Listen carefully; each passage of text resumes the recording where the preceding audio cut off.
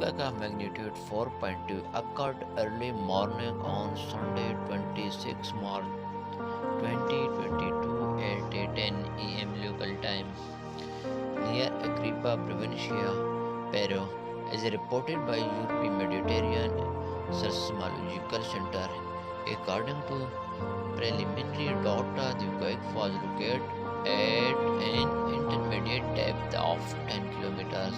The strength of earthquake may be high detempered by its relative great depth below in the surface, which make it feel weaker in absolute terms.